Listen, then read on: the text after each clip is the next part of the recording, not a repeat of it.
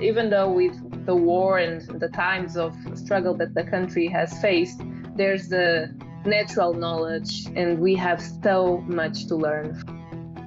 Hello, this is the weekly Tradecast, a podcast brought to you by UNCTAD, the UN's trade and development body. I'm Sarah Toms.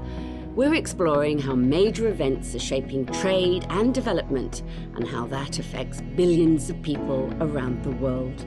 This week, to mark World Bee Day on the 20th of May, we're talking about bees and why they're so important to our ecosystems and economies. It's tough being a bee. They get swatted and sprayed by panicked people as they go about their business of making honey. Even worse, they're increasingly under threat.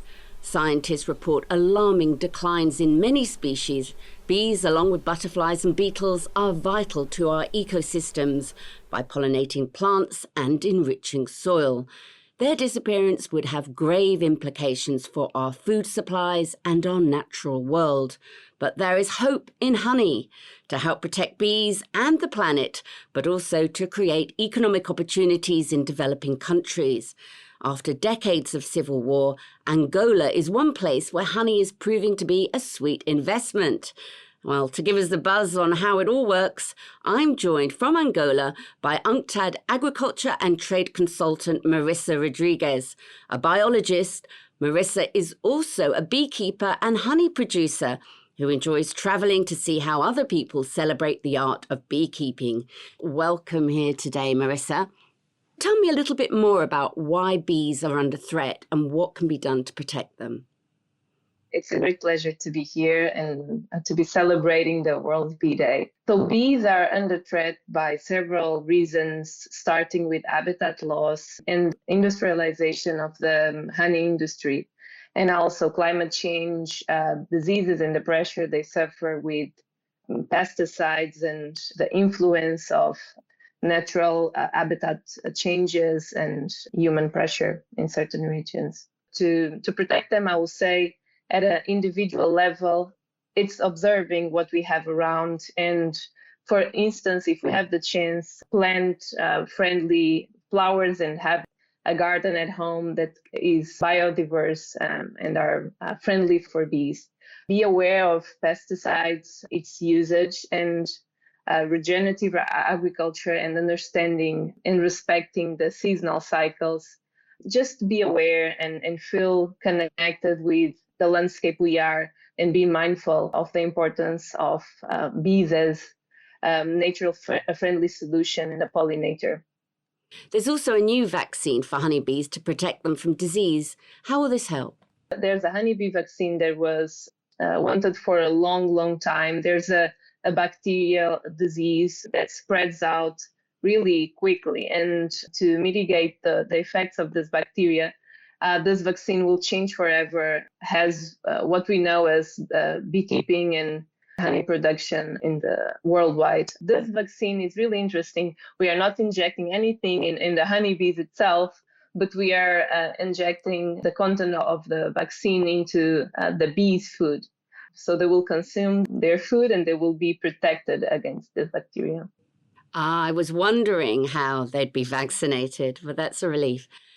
Now, you're in Angola, obviously, so how are projects to encourage honey production, like the one in Angola, tied to wider issues around development and the environment? It's really interesting being in Angola today, and I've been here for 10 years now, and Angola has such a great potential. It's not only honey production, but it's understanding from the down south of Angola to the tip top of the country. We have beekeepers, a traditional knowledge, and honey production. It's everywhere. Everywhere we go, we see honey. And to support communities, and that's what we do with UNCTAD, training is really important, and understanding, running visioning workshops with the communities, understanding the traditions, the barriers that they face, the market access, infrastructure, and understanding the practices. It's, I'll say, the most important point at this moment to help boost the industry and the honey production in the country. Why is Angola so suited to honey production? What factors do countries need to be good locations for bees and honey?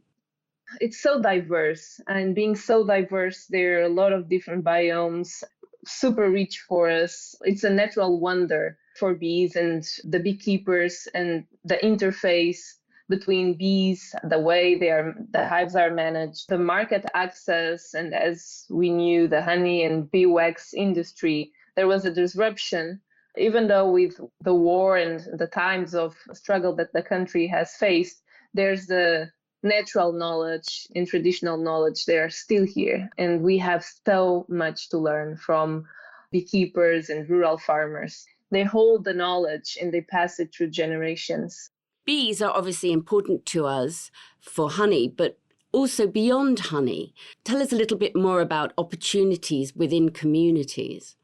I will say honey with the right technology. First, we start with understand the traditional practices and how can we access to technology boost the value chain. And that starts with infrastructure, quality control, understanding the traceability from the comb to the jar, and providing all the technical assistance, training the trainers, building capacity within the government, and bring honey to the table, not only for consumption, but also to be celebrated as a possible commodity, to be known and give an entry card of Angola in a gold form that is honey.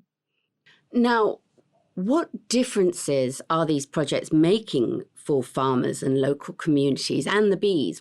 The impact, it's multidimensional. I will start to say, in my particular experience in Angola, I've seen the projects, as the projects grow, there's a lot of inclusion, and it's women that were not known to be playing a major role within the value chain are now being entrepreneurs by their producing their own honey and connecting the honey with markets all around the country. And so women are taking more and more leadership and embracing the value chain. There's a social and cultural celebration around honey. And it's not only a commodity that can generate income, but it's also part of what has been here in the communities for years. And the opportunity that is created with the honey value chain, it's important for food security as well, crops pollination.